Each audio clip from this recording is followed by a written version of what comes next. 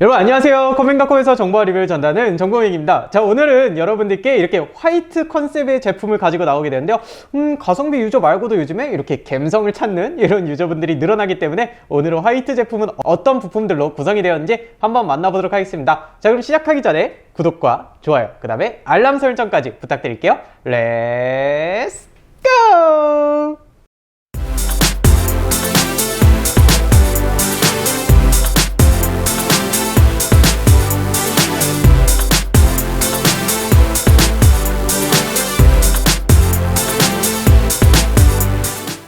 저는 가성비 유저긴 한데요, 감성을 찾는 분들이 굉장히 많아지고 있죠. 화이트 감성, 갬성이라고 하는 이런 부분들을 가지고 오늘 한번 나오게 되었습니다. 보드 자체가 좀 화이트까지 있었으면 좋겠다 이런 생각이 들긴 했는데 완전 화이트 컨셉은 없고요. 그래도 화이트가 제일 많이 들어간 이런 부품들로 한번 구성해봤어요.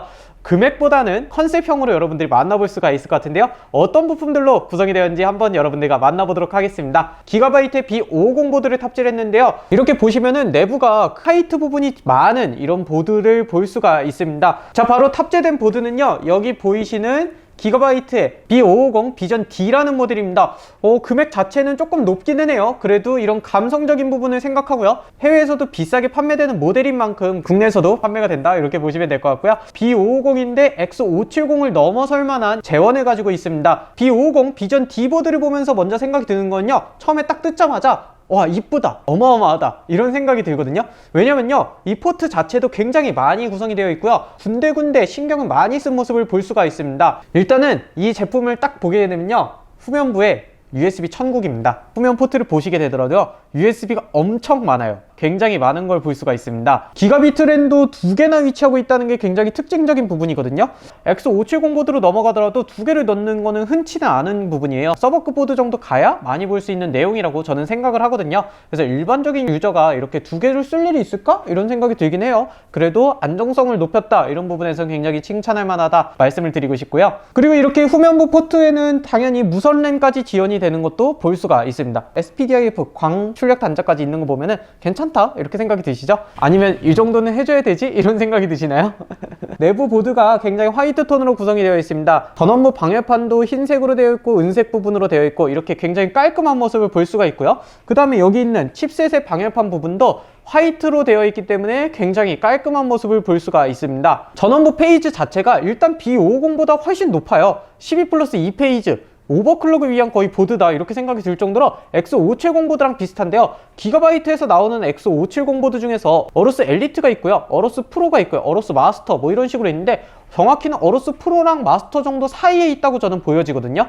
왜냐면은 이 기가바이트 랜이 두 개나 있는 것 부분이고요, 전원부 페이지 같은 경우도 어로스 프로에 가까운 이런 전원부 페이지를 보여주고 있습니다. 여기에 램 오버 부분은 5400MHz까지 오버클럭이 된다고 하니까 B50 칩셋을 솔직히 다루는 게 아까울 정도의 넘사벽 보드다? 이렇게 좀 얘기를 하고 싶네요. 무선 램 부분이 802.11 AX 와이파이 6 버전이 탑재가 되어 있습니다. 무려 2400Mbps까지 지원하는 속도를 봤을 때에도 제가 게임을 하더라도 와이파이로 해도 크게 문제가 없겠다 이런 생각이 들 정도로 그냥 만든 보드가 아니구나, 굉장히 신경 썼구나 이렇게 알 수가 있었습니다.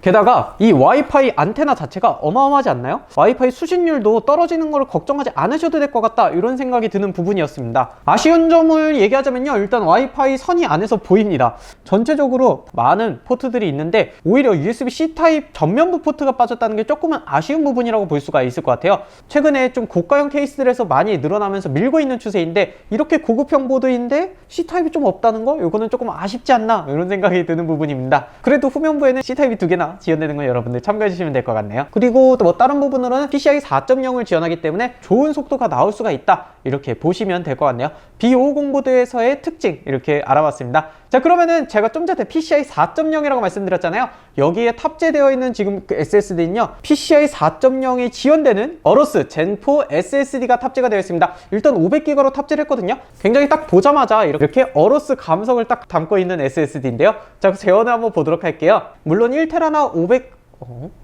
1테라나 2테라가 좀 더 좋은 성능을 보여주는 거 여러분들 아실 거예요. 여기에 읽기는 5000메가, 그 다음에 쓰기는 4400메가를 지원하고 있습니다. PCI 4.0이기 때문에 지원하고 여기 다 수용할 수 있다 이런 부분을 볼 수가 있는데요. 더티 테스트를 한번 진행해 봤거든요. 그랬더니 175기가까지는 2기가대의 속도를 보여주는 걸 알 수가 있었습니다.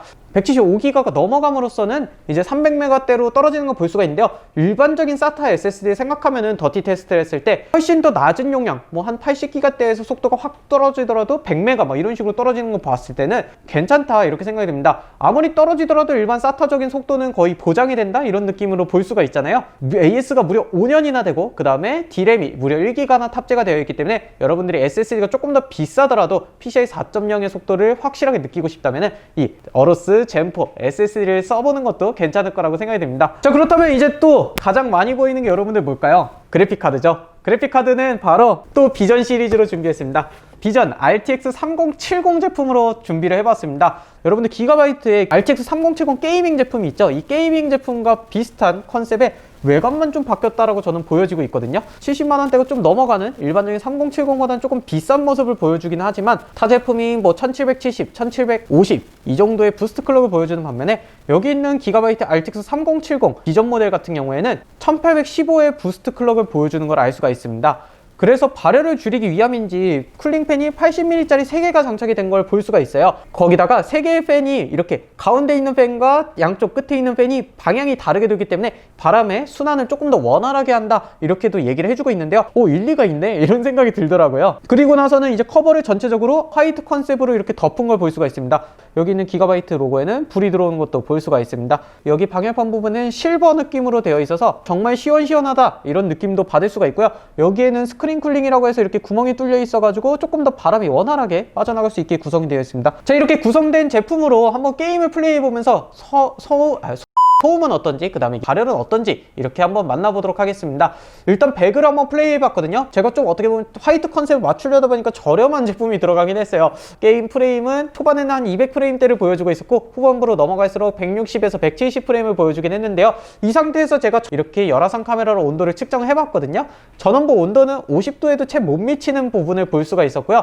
칩셋 부분에도 방열판이 워낙 크게 있어서 그런지 38도 수준의 온도를 보여주는 걸 알 수가 있었습니다. 전원부 온도 자체가 굉장히 이렇게 시원하다는 게 저는 굉장히 마음에 들었거든요. 수명적인 부분과 CPU의 안정적인 오버클럭 공급을 위해서도 좋다라는 건 알고 계실 거예요. 여기에 그래픽카드도 이제 장착이 되었기 때문에 한번 온도를 측정해 봤더니 그래픽 온도 자체는 66도 정도를 보여주고 있었고요. 외부에서 제가 이렇게 열화상 카메라를 측정했더니 51도 정도의 온도를 보여준 것도 알 수가 있었습니다. 확실히 다른 제품들보다는 한 5도 정도 낮은 온도를 보여주는 걸 알 수가 있었네요. 자, 이렇게 오늘 저와 함께 기가바이트의 메인보드, 그 다음에 기가바이트 그래픽, 기가바이트 SSD까지 해서 완전 뭐 기가바이트 에디션 PC처럼 이렇게 에코의 760S 어트랙션이라는 이 화이트의 감성을 담은 이런 케이스까지 조합을 해가지고 전체적으로 화이트 느낌을 나게 이렇게 구성해본 제품이었는데요.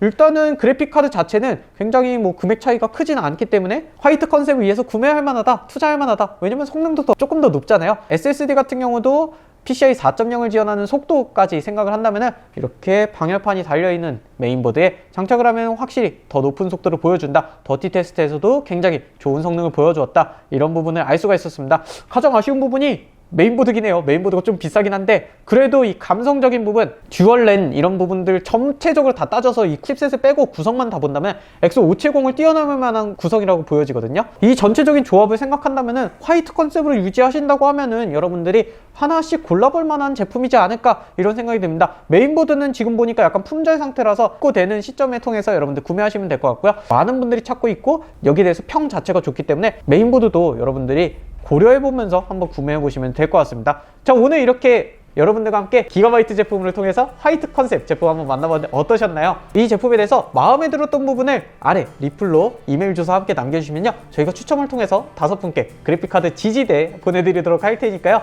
여러분들이 많은 의견 남겨주시고 혹시나 궁금하시거나 구매하고 싶다 하시는 분들은 또 아래 상세 정보 페이지에서 개인 견적 통해서 진행해 주시면 될 것 같습니다. 자, 마지막으로 구독과 좋아요 부탁드리면서 저는 또 다음번에 여러분들께 좋은 영상으로 찾아오도록 하겠습니다. 여러분 안녕. 와, 이쁘다. 정말 부분이거든요. 보통은 이 부분이 여러분들이 느끼실, 여러분들도 확실히 이쁘긴 진짜 이쁘네. 와.